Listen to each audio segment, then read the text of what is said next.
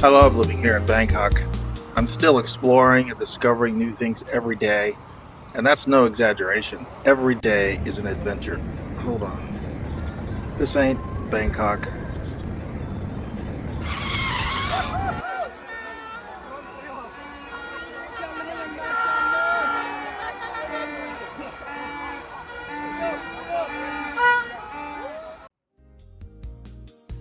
My long term plan has always been simple: retire outside the United States, or at least keep traveling until whatever happens, happens. There was never a plan B for me. Like anyone who travels long term, I've run into some obstacles along the way. Nothing too dramatic, just the normal problems that come with moving your life across borders: delays, confusion, paperwork, misunderstandings. So, no, this isn't a rant or a pity story, but I did run into an issue and I'm fixing it now. Honestly, doing that while traveling through Southeast Asia makes it more interesting, not less. Before I get into the details, I want to say something about travel content in general. There's a lot of negativity online about traveling and living abroad, especially on YouTube. And it drives me nuts. Videos like, I'll never go back to this country because my hotel sucked, or I'll never do this thing in this country again. Most of that isn't really helpful. I think it's lazy, and it relies on fear and shock value, the same instinct that makes people slow down and stare at a car accident. It scares people who already feel nervous about traveling, and it gives them an excuse to stay home. I think traveling makes you smarter. It makes you more patient, more tolerant, more aware of how the world actually works. It helps you appreciate what your own country gets right or what it doesn't. And if you ever get the chance to travel, to live in another country, even for a short time, that's even better. Immersion changes you.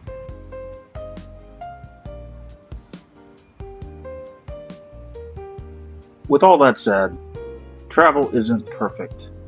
You're going to get lost. Your ATM card won't work everywhere. Your hotel's not going to be up to par what you expected. That's happened to me so many times, it's just funny now. And yes, you're going to get lost more than once. Stuff happens. And this time, it happened to me in a bit of a bigger way.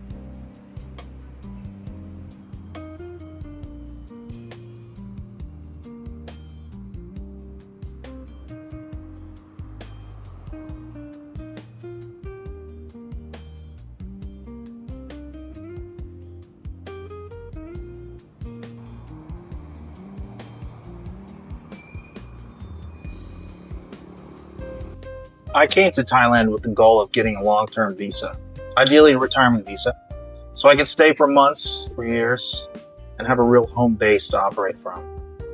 For about a year, that was Bangkok, and I worked with a visa agent there and started that process about 6 months before this video, around March, and it dragged on all the way into October. And that's a long time, way too long. And along the way, I started seeing some red flags. I should have trusted my gut and walked away early. I felt like they thought they could tell me anything because I was just another foreigner who didn't know any better. And honestly, for a while, they got away with it. Why didn't I leave sooner? Partly because I always try to fix things, and partly because I didn't want to pay another agent about 45,000 baht or 1,400 US dollars to start over again. For some of these issues, my responsibility, yeah, absolutely, I have to admit it. I'm responsible for following immigration rules, and I take that seriously, but I didn't lie to anyone, and that's where things started to unravel.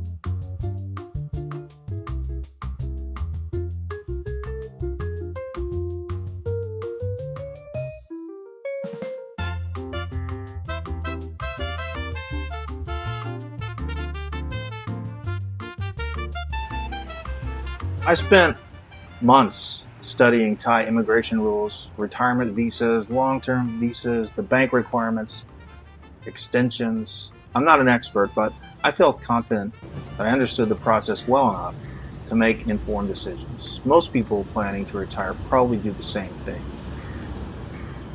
Sauce? No. All right. Thank you. Yeah, thank you, sir. Thank you.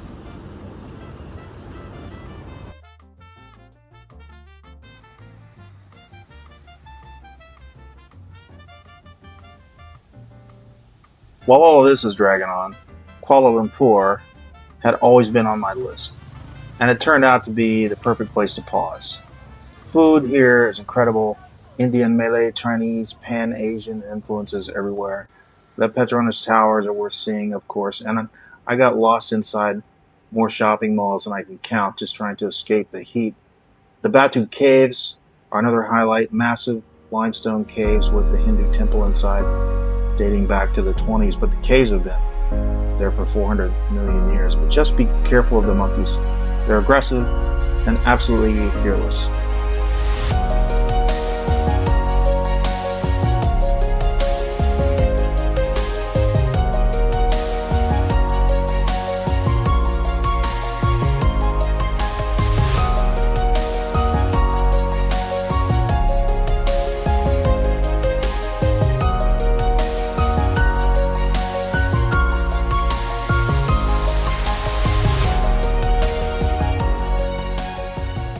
And Bukit Bintang. Total chaos, the fun kind. Street food, energy everywhere, and surprisingly family friendly.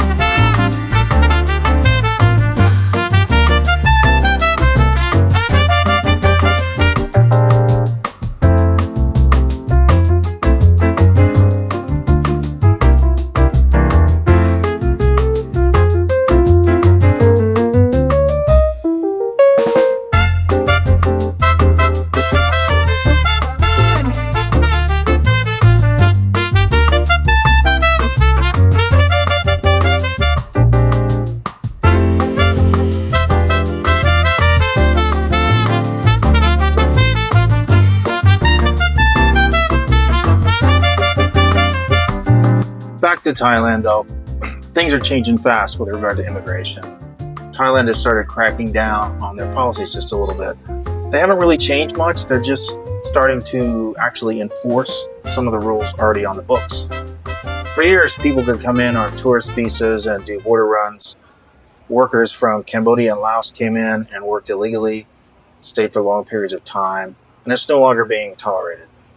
There are also concerns about money laundering through Thai banks, which has led to stricter enforcement across the board. And the major change for me is that now it's much harder for a foreigner to open a bank account that's required for retirement visas. And Thailand is cracking down on the workarounds that used to make that easier.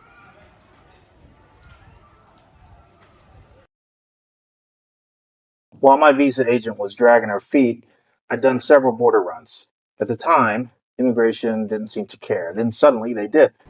Overnight, my passport started looking bad under the new rules. In October, I asked my agent whether I needed to leave the country or get an extension because my time was almost up. They told me in writing that they would handle the extension and I didn't need to worry. Well, that turned out to be wrong. Weeks later, I realized there was no extension and that I had overstayed. When I questioned it, they told me, don't worry, immigration will fix it. And that's when I knew I had a serious problem because they don't work that way. I immediately decided to take control and leave Thailand as cleanly as possible so I could come back later. I documented everything with that visa agent, receipts, messages, and even one recorded phone call. I waited a couple of weeks to line up the money for travel, hotels, and the overstay fine, which turned out to be 20,000 baht or about 630 US dollars. Ouch, that's painful, but it was manageable.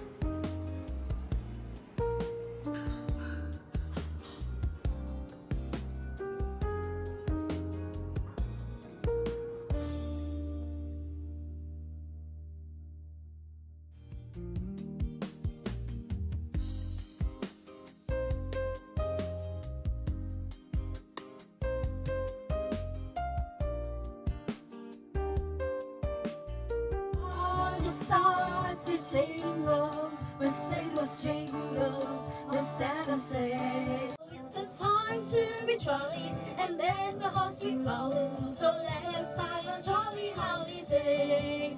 Good morning, says a Merry Christmas, Papa. Another joyous season.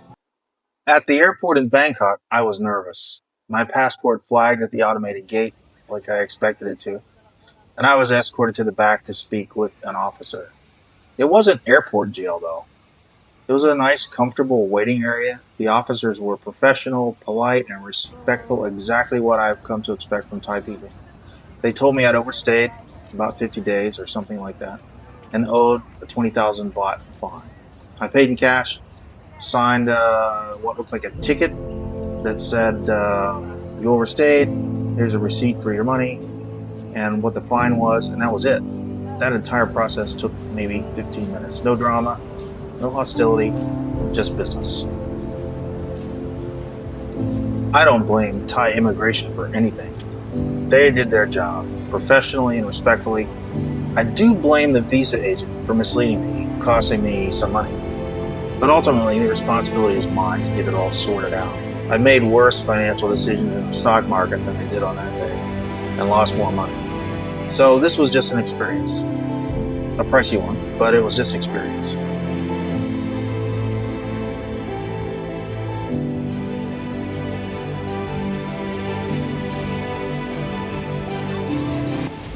So now I'm moving forward. I'll return to Thailand after the first of the year. I've already identified a new visa agent recommended to me by a Thai friend who has successfully used them for years. So for now, I'm enjoying Kuala Lumpur, then I'm heading over to Da Nang, Vietnam, a place I know well, to relax and regroup and start the next step of this visa strategy.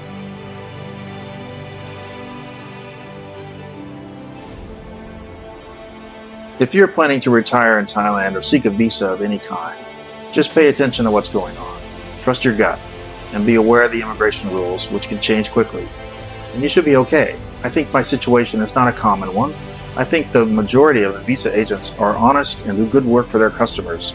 I just got lucky, I guess, and found one that wasn't all of that.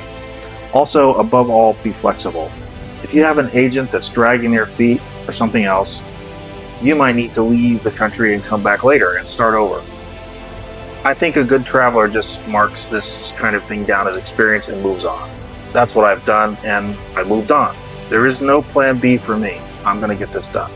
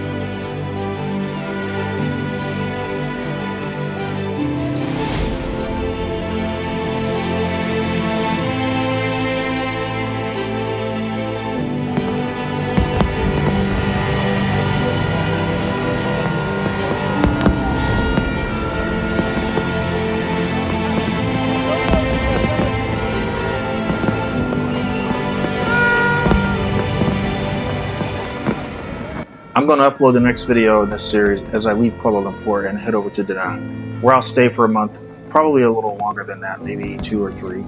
That decision depends on a couple of variables. While I'm doing that, I intend to enjoy that beach in Da Nang. I'll see you on the next one, everyone. Thanks for watching. Click the bell to be notified when it's up.